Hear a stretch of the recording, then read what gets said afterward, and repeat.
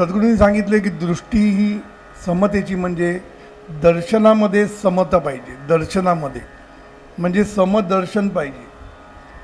दर्शनात समता पाहिजे म्हणजे काय की प्रत्येक माणूस याला माणूस म्हणून पाहता आलं पाहिजे. आपल्याला माणूस म्हणून पाहता आलं पाहिजे. याला समता म्हणतात. आणि त्याला माणसासारखं वागवलं पाहिजे. याला सभ्यता म्हणतात.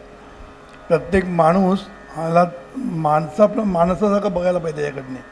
म्हणजे आपलं दर्शन हे समतेचं असलं पाहिजे आणि प्रदर्शन म्हणजे वागणूक ही सभ्यतेची असली पाहिजे. म्हणून सद्गुरूंनी सांगितलं काय, प्रत्येकाकडे माणूस म्हणून पहा. आपण माणूस म्हणून पाहत नाही. आपण काय म्हणतो त्याच्या संस्कार, त्याचे विकार, त्याचे गुणदोष ह्याच्यातनं त्याला पाहत असतो. पूर्वग्रह या सगळ्या गोष्टींना आपण त्या माणसाकडे पाहत असतो. नुसता माणूस म्हणून आपण कधी त्याकडे पाहत नसतो. आणि सद्गुरूंनी काय लिहिलं, सभ्यता म्हणजे काय, सभ्यता म्हणजे माणूस म्हणून पहा आणि माणसासारखे वागा. हा सर्वात महत्त्वाचा आहे. म्हणून सद्गुरूंनी माणुसकी हा शब्द वापरलेला आहे. मगाशी मी सहज विचार करतो की माणुसकीचा अर्थ काय खरं म्हणजे माणुसकी म्हणजे काय. पण मला काय ते संबंध लावता नाही आला. पण माणुसकी म्हणजे एकच लक्षात ठेवा, प्रेम, जिव्हाळा, आदर या सगळ्याला माणुसकी म्हणतात. म्हणजे एकमेकाबद्दल म्हणजे माणुसकीने वागवायचं म्हणजे काय की प्रत्येकाला प्रेमाने वागवायचं. सद्गुरूंनी प्रेमाची व्याख्या काय केली आहे, एकमेकांना सुखी करण्याचा प्रयत्न म्हणजे भावना म्हणजे प्रेम म्हटलेलं आहे. तसं माणुसकीमध्ये सद्गुरूंनी तेच म्हटलं आहे की प्रत्येक माणसाने माणसासारखं वागवा आणि एकमेकांना सुखी करण्याचा प्रयत्न करा म्हणजेच प्रेम आलं परत. म्हणजे थोडक्यात काय, आपण एकमेकाप्रती जर प्रेम, जिव्हाळा, आदर जर ठेवला नेहमी तर मला वाटतं तरच आपण एकमेकांना माणुसकीने वागवतो. हा जिव्हाळा शब्द खूप छान आहे. जिव्हाळा, आपल्याकडे 3 ऋतू असतात. आता कुठला आहे, पावसाळा, नंतर येणार तो हिवाळा आणि नंतर पुन्हा येणार तो उन्हाळा. हे 3 ऋतू कार्यरत असतात बरोबर ना. पण जिव्हाळा ही गोष्ट आहे ना ती 12ही महिने चालू राहिली पाहिजे आपली. 12 महिने जिव्हाळा पाहिजे आपल्या. सांगू का तुम्हाला, आपल्या आतमध्ये ना प्रेम आणि गोडी पाहिजे कायम. तुम्ही आहे ना सतत प्रेमाने लोकांना बघितलं, प्रेमाने वागला, प्रेमाने बोलला ना तरच तुम्ही खरे माणूस तुम्ही कधी जर तुम्ही माणसासारखे वागलात तरच. नाहीतर सद्गुरूंनी काय सांगितलं आहे, परमेश्वर एक पायरी खाली उतरला झाला माणूस, पण आपण अजून एक पायरी खाली उतरलो आणि झाले पशु. एक पायरी उतरला आणि झाला माणूस, आपल्याला घाई ना अजून एक पायरी उतरलो आपण आणि झाले पशु. हे मी तुम्हाला प्रूव्ह करून दाखवतो कसे पशु झाले आपण. मला प्रूव्ह करायची गरज नाही. रोज तुमच्या ज्या बातम्या येतात ना पेपरामध्ये त्याच्यावरनं कळतं की आपण कसे पशुसारखे वागतोय लोकांशी. म्हणजे बिझनेसमॅन असू दे, गुंड असू दे, सगळे लोक म्हणजे गुंड तरी आपण समजून घेतो की गुंडच आहेत ते असेच वागणार. पण बिझनेसमॅनसुद्धा कसे पिळून काढतात आपल्या लोकांना. गावागावामध्ये शेतकऱ्यांच्या आत्महत्या होतात. त्याच्यामध्ये खरं कारण केवढी तरी कारणं असतील, पण त्यातलं एक कारण आहे की कर्ज जे सावकारांकडनं घेतात ते कर्ज कधीच फिटत नाही. कारण त्यांच्याकडनं अंगठे घेत असतात कायम. त्यांना माहीत नसतं आपण कुठे अंगठे मारतो आहे. अशा रीतीने काय होतं माहिती आहे, त्यांना पिळून काढतात. म्हणून सगळे जण आहे ना एकमेकांना पिळून काढत असतात. मी बिझनेसमन का म्हणतो ते सांगतो. हे लहान लहान बिझनेसमन असतात ना जे मोठमोठ्या कंपनीला सप्लाय करतात, त्यांचे पैसे देत नाहीत, 9-9 महिने पैसे देत नाहीत. त्यांना तंगवत राहतात. का, तर छोटे आहेत बिचारे, काय करणार, जाणार कुठे. असे मोठे मोठे बिझनेसमन करत असतात. पिळवणूक चाललेली असते. म्हणून लेबर जे काम करतात त्यांना 50 रुपये पगार किंवा मी 100 रुपयेचा पगार असेल तर 50 रुपये टेकवतात आणि 100 रुपयाची सही घेतात. याला काय पशु म्हणत नाहीत का, याला पशुतुल्य, ऋषितुल्य म्हणतो. पशुतुल्य वागणूक असते यांची, एक लक्षात ठेवा. म्हणून आपल्याला एक पायरी खाली नाही उतरायचं. आपल्याला माणूस म्हणून तरी राहूया. देव होईल तेव्हा होईल, पण निदान माणसाच्या पायरीवर राहायला काय हरकत नाही आपल्याला, बरोबर ना. आणि त्याच्यासाठी माणुसकी ही गोष्ट खूप महत्त्वाची आहे. माणुसकी सतत आपल्यामध्ये प्रेमाचा झरा व्हायला पाहिजे, प्रेमाचा. आणि खरं म्हणजे अध्यात्मामध्ये सुद्धा आपल्याला तेच शिकवलं सद्गुरूंनी, की जाणीव आपली सगळ्या कर्मेंद्रियातनं ज्ञानेंद्रियातनं वाद असते म्हणजे प्रगट होत असते. मी काय कठीण विषयात जात नाही, पण ही जाणीव जी आहे ना ती सतत आपल्या सगळ्या कर्मेंद्रिय ज्ञानेंद्रिय सगळीकडनं ती वाहत असते, म्हणजे प्रगट होत असते. आणि प्रगट होत असताना ती आनंदाने प्रगट होत असते, कारण आनंद तिकडे आहेच. जिथे जाणीव आहे तिथे आनंद आहेच. म्हणून आनंद हा सगळीकडे असतोच आपल्याकडे, पण आपण तो विसरलेलो आहे, त्याची आपल्याला जाणीव नाही आहे. आणि आपण सतत लोकांची तिरस्कार करतो, लोकांना द्वेष करतो, हे सगळं आपलं चाललेलं आहे. जे व्हायला पाहिजे ते होत नाही आहे. म्हणून प्रेमळपणा आपल्यामध्ये आला पाहिजे. तुम्हाला लोकांनी म्हटलं पाहिजे की हा प्रेमळ माणूस आहे. आणि प्रेमळ माणूसच खरा परिपक्व माणूस आहे. मी सांगतो मॅच्युरिटी म्हणजे काय? मॅच्युरिटी म्हणजे जो सभ्य माणूस, सभ्यता शब्द आपण वापरतोय, जो सभ्यता आहे ज्याच्याकडे, तो मॅच्युअर आहे. लक्षात ठेवा. जो सभ्यपणे वागणूक करतो प्रत्येक गोष्टीची, प्रत्येकाला सन्मान देतो, प्रत्येकाचा आदर करतो, प्रत्येकाला प्रेम देतो, तोच सभ्य माणूस समजला जातो. समजलं ना? म्हणून सभ्यता किंवा परिपक्वता, एक फळाचं उदाहरण देतो आपण नेहमी. फळ जेव्हा कच्चं असतं तेव्हा ते घट्ट असतं. आपण आंबा बघूया, कैरी असते तेव्हा ती घट्ट असते, आंबट असते आणि रंग हिरवा असतो. पण तोच आंबा जेव्हा पिकतो तेव्हा कसा होतो? बाहेरून रंग किती सुंदर येतो ना, तांबूसला असा रंग येतो त्याला. बाहेरून मऊ होतो. आंब्याला हात लावून बघतो ना आपण, पिकला आहे की नाही, मऊ आहे की नाही बघतो आपण, आणि आतून गोड होतो. कळलं? तरच तो फळ पिकलं असं म्हणतो. बरोबर? तर आपण आहे ना पिकलं पाहिजे, म्हणजे परिपक्व व्हायला पाहिजे आपल्याला. आणि परिपक्व म्हणजे काय? 3 गोष्टी सांगितल्या मी. एक म्हणजे मऊ म्हणजे नम्रता. दुसरं काय सांगितलं? गोडवा. आतमधून गोडवा आला पाहिजे आपल्याकडे. जे बोलतो ते गोड, जे करतो ते गोड, आणि वरतून रंग सुंदर येतो. म्हणजे काय?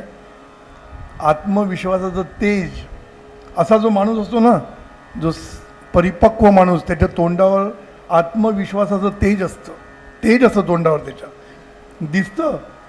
आपल्याला प्रश्न पडतो तेजपुंज माणूस म्हणजे काय, असा आपल्याला प्रश्न पडतो. पण जेव्हा माणूस दिसतो ना तेव्हा आपल्याला कळतं का ह्याच्या तोंडावर तेज आहे, हे कळतं आपल्याला. म्हणून सभ्यता म्हणजे काय? परिपक्वता. आपलं फळ आहे ना पिकलं पाहिजे, तरच आपण परिपक्व होऊ आणि आपण सभ्यता आपल्याकडे आली असं म्हणू. कारण सभ्यतामध्ये माणुसकी सगळ्यात महत्त्वाची आहे, म्हणजेच प्रेम, जिव्हाळा हे सगळ्यात महत्त्वाचं हे आहे. एका तरुणाने मला म्हणजे याच्यामध्ये मला एक गोष्ट वाचली होती. एका तरुणाने एका मोठ्या माणसाला विचारलं की मी कुठल्या फील्डमध्ये करिअर करू. बघा, त्याने इंग्लिशमध्ये लिहिलेलं होतं की which field I should make the career. म्हणजे मला करिअर करायची इच्छा आहे, तर कुठल्या फील्डमध्ये करिअर करू. त्या माणसाने उत्तर काय दिलं? You become a good human being. काय सांगितलं? तू गुड ह्युमन बिईंग बन, म्हणजे चांगला माणूस हो. आणि पुढे काय सांगितलं की या फील्डमध्ये कॉम्पिटिशन नाही आहे. या फील्डमध्ये कॉम्पिटिशन नाही आहे. म्हणजे आज समजून घ्या काय ते, की गुड ह्युमन बिईंग किती कमी असतात. आणि ऑपॉर्च्युनिटीज खूप आहे, प्लेंटी. ह्युमन बिईंग बनण्यासाठी ऑपॉर्च्युनिटीज खूप आहे. म्हणून ह्युमन बिईंगचा अर्थ काय? Being human. इंग्लिशमध्ये ह्युमन बिईंग म्हणतो. ह्युमन बिईंग म्हणजे काय? बिईंग ह्युमन म्हणजे ह्युमन म्हणजे माणुसकी, बिईंग माणुसकी म्हणजे माणुसकी हो, माणुसकीसारखा वाघ, तर तू खरा माणूस असं म्हटलेलं आहे. नाहीतर आपण सगळे पशु. आपल्याकडे आज काय झालं माहिती आहे? माणसं कुत्र्यावर प्रेम करतात. मी बरेच बघतो, पेट घेऊन फिरत असतात. त्या कुत्र्याचं किती प्रेम त्याला, जवळ काय घेतात, हे काय घेतात, पाप्या घेतात, काय मजा मजा करतात. म्हणजे माणसं कुत्र्यावर प्रेम करतात आणि इतर माणसांना कुत्र्यासारखे वागवतात. कळते मी काय? म्हणजे तीच माणूस तुम्ही जर बघितलं, जी माणसं घरी कुत्र्यावर प्रेम करत असतात त्यांच्या ड्रायव्हरला विचारा, त्यांच्या घरच्या नोकरांना विचारा, ते त्यांना कुत्र्यासारखे वागवत असतात. म्हणजे कुत्र्यावर प्रेम करायचं आणि माणसाला कुत्र्यासारखं वागवायचं, हा कुठला न्याय? म्हणून सभ्यता म्हणजे परिपक्वता. परिपक्व जेव्हा होऊन आपण, तेव्हा आपण सभ्यता आपल्याकडे आली असं आपण म्हणू, लक्षात ठेवा. आणि सभ्यता आणण्यासाठी काय फार काही करायला लागत नाही. आपलं मन आहे ना, सद्गुरूंनी एका वाक्यात सांगितलं. सद्गुरू कसे एका वाक्यात सगळं उडून लावतात. सद्गुरूंनी एका वाक्यात काय सांगितलं? अहंकार, दुसऱ्याचा अहंकार जपा आणि आपला अहंकार चेपा. बघा, शब्द लोडेड आहे. लोडेड म्हणजे त्याच्यामध्ये गहन अर्थ आहे. दुसऱ्यांचा अहंकार जपा म्हणजे सभ्यता. बघा मी काय म्हणतो ते, दुसऱ्यांचा अहंकार जपा म्हणजे सभ्यता आणि स्वतःचा अहंकार चेपा म्हणजे नम्रता. म्हणजे सद्गुरूंनी दोन अंग दाखवली सभ्यतेची. एका बाजूनी सभ्यता आणि एका बाजूनी नम्रता. या दोन गोष्टी जर तुम्ही असेल तुमच्याकडे तर तुम्ही माणुसकीला लायक जा. माणुसकीला काय ते गाणं आपलं, माणुसकीचा धर्म जागला, सगळे ते गाणं आहे ना. माणुसकीला जो जागला त्याने देव बुजील असं म्हटलेलं आहे. तर सांगायचा मतलब काय, सद्गुरूंचं जे एक वाक्य आहे ना, ते तो तुम्ही नीट अर्थ लावला त्याचा. दुसऱ्यांचा अहंकार जपा म्हणजे दुसऱ्यांना आदर करा, दुसऱ्यांना प्रेम द्या, दुसऱ्यांचं मन जपा. अहंकार जपा म्हणजे काय, मन जपायचं आणि आपला अहंकार चेपायचा म्हणजे बावळट व्हायचं नाही. काही लोक म्हणतात आपला अहंकार चेपायचा म्हणजे बावळट. नाही, बावळट व्हायचं नाही आपल्याला. बावळट म्हणजे कोणी येऊन टपलीत मारून द्यायचं, त्याला बावळट म्हणतात. आपला अहंकार चेपा म्हणजे नम्रता. आणि तुम्ही जेवढे मोठे व्हाल ना तेवढे तुम्ही नम्र व्हायला पाहिजे, तरच तुम्ही मोठे व्हाल, खरे मोठे व्हाल, लक्षात ठेवा. नाही तर तुम्ही नम्र नसेल तर तुम्ही खरे मोठे होऊ शकत नाही. म्हणून सभ्यता आणि नम्रता या दोन गोष्टी अहंकाराशी संबंध आहे. आपला अहंकार चेपायचा, दुसऱ्यांचा अहंकार जपायचा, एवढंच करायचं आहे. सभ्यता म्हणजे एवढंच आहे. माणुसकीने वागणं म्हणजे एवढंच करायचं आहे. म्हणून सतत दुसऱ्यांवर प्रेम करायचं, दुसऱ्यांना आनंद द्यायचा. म्हणून सद्गुरूंनी सकाळी आपण ऐकलं, शीतलताईंनी सांगितलं, आनंद हे आपला काय, आपला जन्म कशासाठी, माणसाचा जन्म कशासाठी, हे पुस्तक प्रत्येक घराघराकडे गेलं पाहिजे म्हणून शीतल गोरेंनी सकाळी प्रवचनात सांगितलं. ते का सांगितलं तर त्याच्यामध्ये सभ्यता आहे. सद्गुरूंनी माणसाचा जन्म कशासाठी सांगितलं, आनंद वाटता वाटता आनंद लुटण्यासाठी म्हणून सांगितलं. म्हणून एक लक्षात ठेवायचं, सर्वांचं शेवटी सार हेच आहे, आनंद वाटता वाटता आनंद लुटणं. म्हणून माणुसकी आपण जी आपल्या अंगामध्ये भिनली पाहिजे. भिनली पाहिजे शब्द मस्त आहे. विष जसं भिनतं ना तसं हे अमृत भिनलं पाहिजे आपल्यामध्ये आणि आपण टोटल गोड व्हायला पाहिजे. गोड. आपण आता गोड आहोत का, हा प्रत्येकाने सेल्फी काढावा. तिकडे सेल्फी ठेवलेलं आहे माहिती आहे ना, सेल्फी पॉईंट आहे सगळीकडे. म्हणजे आपला सेल्फी काढतात, पण सेल्फी काढताना जर आपल्याकडे बघा, आपली सेल्फ इमेज वाढली पाहिजे. सेल्फी काढणं सोपं आहे ना, प्रत्येक मोबाईलमध्ये सेल्फी काढायला आहे, पण सेल्फी काढण्यापेक्षा आपलं सेल्फ इमेज म्हणजे आपण कसे आहोत, लोकांना आपण कसे दिसतोय, याला जास्त महत्त्व आहे. लोक बरोबर समजून चालतात, लक्षात ठेवा. तो ना अहंकारी आहे, लगेच सर्टिफिकेट देऊन मोकळा. आणि सगळ्यात सर्टिफिकेट मोठं कोणाचं तर बायकोचं असतं. बायको बरोबर सर्टिफिकेट देते. म्हणजे कधी कधी आपण त्यांची स्तुती केल्यानंतर आतमध्ये गेल्यानंतर बायको म्हणते, आम्हाला माहिती आहे हे ध्यान काय ते आम्हाला माहिती आहे. तुम्ही स्तुती केली का तुम्हाला काय रोज भेटत नाही ना, आम्हाला रोज बघायला लागतं हे ध्यान. तर सांगायचा मतलब काय माहिती आहे, आपलं इमेज काय आहे हे लोकांना माहीत असतं. लोक तुम्हाला समजून असतात हे लक्षात ठेवा. म्हणून आपलं सेल्फ इमेज वाढवलं पाहिजे. आपल्याला सेल्फी काढणं काय नेहमीच आहे ना. म्हणून सांगायचा मुद्दा असा आहे की आपल्याला सभ्यता म्हणजे सर्वांगाने आपण गोड व्हायला पाहिजे. आता स्त्री सन्मान याला सद्गुरूंनी खूप महत्त्व दिलेलं आहे. स्त्री सन्मान याला सद्गुरूंनी महत्त्व दिलं आहे. आता हे बेटी बचाव आणि बेटी पढाव हे अभियान सुरू केलं आहे, पण सद्गुरूंनी स्त्री सन्मान हे अभियान कधीपासून सुरू केलेलं आहे. आणि स्त्री सन्मान म्हणजे काय, स्त्री सन्मानाची मी डेफिनेशन केली होती. स्त्री सन्मान म्हणजे काय, पण मला एक मजा वाटते वेस्टर्न कंट्रीमध्ये एटिकेट्स म्हणून जे असतात ना, इंग्लंडमध्ये म्हणा एटिकेट्स असतात. एटिकेट्स म्हणजे काय म्हणतात मराठीत मला माहीत नाही, वागण्याची पद्धत, पण ते तिथे बायकांना खूप महत्त्व देत असतात. तुम्ही बघितलं ना ते कौन बनेगा करोडपतीमध्ये अमिताभ बच्चन सर्वांना ती खुर्ची देतो माहिती असा, तो स्वतः उठतो आणि त्यांना खुर्चीवर बसवतो आणि पुढे ढकलतो, बरोबर ना. हा आदर असतो आणि हा आदर स्त्रियांना भरपूर दिला जातो बाहेरच्या कंट्रीमध्ये. गाडीतनं उतरलं की पहिला नवरा बाहेर येतो, बायकोला गेट उघडून देतो, असं त्यांच्याकडे ते एटिकेट्स आहेत काही काही ठिकाणी. तर आपल्याकडे सुद्धा आहे ना, उघडून देऊ नका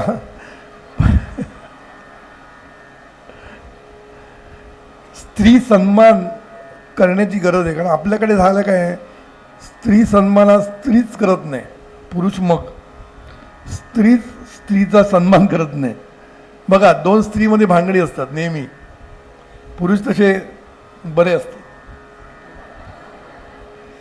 सासरा आणि सून अशी भांडणं झाली कुठे ऐकली तुम्ही, क्वचित असेल. सासरा आणि सून झगडा, सासू आणि सून, नणंद आणि भावजय यांच्यात चालू असते. म्हणजे स्त्री स्त्रीला महत्त्व देत नाही, मग पुरुष कसे देणार बिचारे, बरोबर की नाही. तर स्त्रीला ना सन्मान स्त्रीनी तरी दिला पाहिजे असं मला वाटतं. म्हणून स्त्री सन्मान याच्यावर मी एक माईंचा मागच्या वेळेला जेव्हा चारकोपला जेव्हा झालं होतं तेव्हा मी एक व्याख्या केली होती, ती पुन्हा सांगतो. स्त्री सन्मान म्हणजे काय, स्त्रीच्या भावनांची कदर करणं, स्त्रीच्या कष्टाची कदर करणं, स्त्रीच्या त्यागाची कदर करणं, स्त्रीच्या आरोग्याची काळजी घेणं, स्त्रीच्या आवडीची कदर करणं, स्त्रीच्या कर्तृत्वाची कदर करणं, याला स्त्री सन्मान म्हणतात. मी केवढ्या गोष्टी सांगितल्या बघा. पहिली भावनेची कदर म्हटलं, स्त्रीला पण एक भावना असते लक्षात ठेवायची. ती तुमच्यासाठी एवढं करत असते, घरी कुटुंबासाठी झगडत असते, आणि आपण घरी आल्यानंतर बॉसचा राग आपल्या बायकोवर काढतो, कारण नेहमीची हँडी आहे राग काढण्यासाठी हँडी घरी आहे. किंवा मध्ये पेपरामध्ये आलं होतं की गावागावामध्ये 60% लोकांचं महिलांकडे आरोग्याकडे दुर्लक्ष असतं. आता मी पर्सेंटेजमध्ये जात नाही, पण जनरली सगळ्या बायकांचं स्वतःच्या आरोग्याकडे दुर्लक्ष असतं. आपल्या पतिराजांचं मुलांचं मेडिकल चेकअप करून घेतील दरवर्षी, पण स्वतःचं चेकअप करून घेत नाही. कोणी करतं का इथे मेडिकल चेकअप स्वतःचं? आहेत हात कमी दिसतच नाहीत. बायकांचं मेडिकल चेकअप पुरुषांनी करून घेतलं पाहिजे, लक्षात ठेवा, त्याची गरज असते. कारण तुम्हाला जेवढं लवकर समजेल ना तेवढं तुम्हाला त्याच्यावर ॲक्शन घेता येते. म्हणून मेडिकल चेकअप बायकांसाठी खूप गरजेचं आहे पुरुषांपेक्षाही. कारण बायकांना जेव्हा मुलं होतात त्याच्यानंतर त्यांचे हार्मोन्स चेंजेस, हे चेंजेस, बरेच गोष्टी असतात. त्यामुळे त्यांचं चेकअप हे वर्षाला एकदा ती व्हायलाच पाहिजे, आणि ती जबाबदारी पुरुषांची आहे. ते केलं तरच स्त्री सन्मान, लक्षात ठेवा. म्हणजे आरोग्याची काळजी घेतली पाहिजे, भावनेची काळजी घेतली पाहिजे, त्यांच्या त्यागाची काळजी घेतली पाहिजे, त्या कष्टाची काळजी घेतली पाहिजे. आता सबंध घरी कष्ट केले, सद्गुरू नेहमी सांगायचे, मग जेवणामध्ये मीठ थोडं कमी असलं की जे उद्धार, तिच्या आईवडिलांचा उद्धार. म्हणजे काय, कदर नाही, संपूर्ण दिवस कष्ट केल्याची कदर नाही. कबूल आहे, मीठ कमी पडलं असेल, जास्त पडलं असेल, छानपैकी सांगू शकतो आपण की उद्या बाबा जरा कमी घालायला लागत नाही किंवा कमीच घाल, मग नंतर घालता येतं, बरोबर ना. पण कदर नसते बायकोची. दुसऱ्या बायकाशी बोलताना कसे बोलत असतात,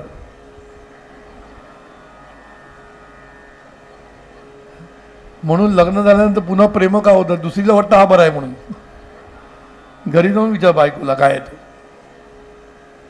दुरून डोंगर साजरे म्हणताना ते असंच असतं. म्हणून स्त्रीच्या आरोग्याची काळजी घेणं, कष्टाची, तिच्या आवडीची काळजी घेणं, तिच्या कर्तृत्वाची काळजी घेणं हे ॲडिशन आहे आता. पूर्वी कसे होत्या बायका घरी फक्त स्वयंपाक करून घ्यायच्या, पण त्यांची कर्तृत्वाची कदर आता घ्यायला पाहिजे आपल्याला. कारण आता बायका पुढे आलेल्या आहेत. कुठल्याही परीक्षेमध्ये सगळ्यात पुढे कोण असतं, पोरी. पहिले कोणाला तर पोरगी पहिली आली, पोरगा मागे. त्यामुळे त्यांचं जे कर्तृत्व आहे त्याची पण आपण कदर केली पाहिजे, लक्षात ठेवा. सांगायचा मुद्दा काय, स्त्री सन्मान म्हणजे नुसतं दरवाजा उघडणं एवढ्यापुरती मर्यादित नसतं. हा सन्मान आतून आला पाहिजे, आतून. म्हणून तिची सतत काळजी घेणं. पुरुषांची एक मोठी जबाबदारी असते. एकीकडे आई असते, एकीकडे बायको असते. त्या दोघी भांडायला लागले की त्याची वाट लागते. मग अशा वेळेला त्याची जबाबदारी अशी असते की दोघांनाही सांभाळणं आणि दोघांनाही चूप करणं. आईला पण सांगायला पाहिजे की आपल्या बायकोचं तू काळजी घेतली पाहिजे म्हणून. आणि आईला पण कळलं पाहिजे की सून म्हणजे मुलाचं सुख असतं. त्यांची भांडणं झाली तर घरामध्ये सुख शांती नावत नाही कधीच. म्हणून बायको ही नवऱ्याचं सुख आहे हे समजून घेणं एखाद्या बाईला कळत नाही. याबद्दल मला नेहमी एक चमत्कार वाटतो. तो एक सासू सुनेला छळते, डायव्होर्स घ्यायला लावते. आपण ते सिरियल्स बघतो ना आता, कुठलं ते परदेश,